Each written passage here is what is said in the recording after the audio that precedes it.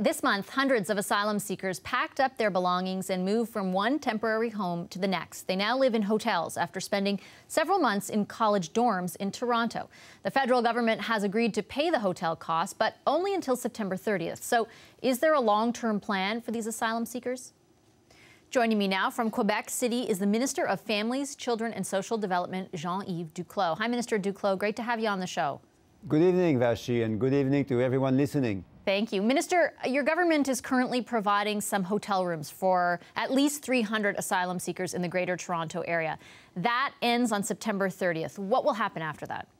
Well, as you know, providing shelter for asylum seekers is not an option. It is a matter of international and domestic obligations. And to do this effectively, we need the collaboration of everyone. So we are fortunate to be working effectively and respectfully with Toronto and other cities. And we look forward to continuing the important collaborative work that we've started to do with these cities over the last few months. We also look forward to working more closely, more collaboratively with Ontario, as we've done in the last few months when it came to working with Quebec, where we did achieve significant gains at a good opportunity cost.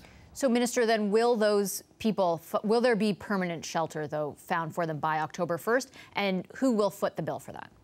So working with municipalities and hopefully with the province of Ontario will remain our priority. The federal government recognizes that greeting and hosting asylum seekers imposes a burden, an important burden on social services and housing services across Ontario. We will assume fully that responsibility. At the same time, we'll expect everyone to be a full partner, to be fully present around the table when it comes to addressing at the best possible cost those housing needs. So after October 1st, should they move to more permanent housing, and the federal government is willing to foot that bill?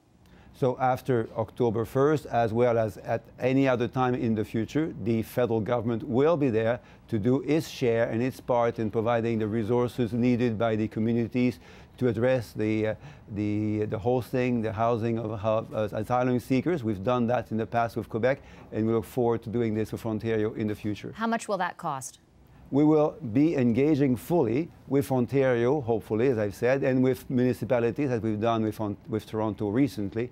We'll be engaging fully to provide this at the most effective cost, in the most effective cost manner, but also in the most appropriate manner from a human perspective. We're dealing with real people, families and children who need the full respect and the full safety that everyone else in Canada deserves as well. Does your government have an estimate, though, of how much you're willing to spend to that end? As I said, we will have to work, and we'll need to continue working respectfully and effectively with all partners, including the province of Ontario, who we welcome to the table. We need their presence to be as effective as we have been with Quebec, for instance, in the last few months. That's when and how taxpayer dollars are used most effectively.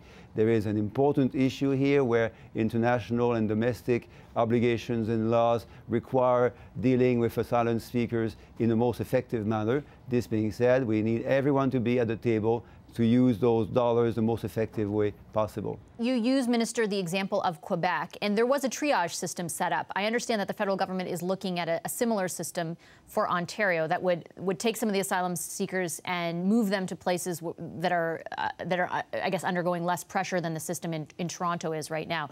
When will that system, that triage system, be up and running? That's indeed one of the efficient matters that have been proposed by partners in the last few months to handle the issue. As you said, we've done this really well with Quebec, and we just hope to replicate that system in Ontario. This being said, again, we need the collaboration of everyone, because the triage system, as with many other tools, is an example of how, when we work together, we make the best effective use of taxpayer dollars in a manner that respects and meets our international and national obligations. So when, though, will that triage system be up and running? And can you not get it up and running if the province of Ontario doesn't cooperate, as you say? Well, it would be, of course, faster, easier, and better if everyone did collaborate, didn't work in the manner that we worked with Quebec over the last few months. We hope that will happen soon. Of course, there are things that we don't fully control at the federal level, but we do, I think, send the right signal, which is that we invite everyone, including the Ontario government, to join the table so that the triage system and other systems can be put into place effectively. So that's for two reasons, again, to make sure that we fulfill our obligations, our legal and moral obligations, and we do this in the most effective cost manner. But with respect, that doesn't answer the question about when. When will the triage system be set up for Ontario? Well, again, that depends on how well people work together. It will be faster if we do this when and how and if the Ontario government joins our conversation and our actions with municipalities and cities like Toronto. So we are hoping to do this in the most rapid manner, but as I said, it will be done more quickly and better and faster and more efficiently when and if Ontario joins the conversation. When did your government last extend an invitation to the Government of Ontario to meet on this issue? We are always open, and I think this is again another opportunity to say so. We're always open to collaborate more effectively with the Ontario government. We know it would be to the benefit of everyone, certainly to the benefit of every taxpayer, every citizen, but also to the benefit of what Canadians want, which is working together, our governments working together to address the type of issues that we've seen in the last few weeks, in the last few months. Okay, Minister, I'll leave it there. Thanks very much for your time. Thank you.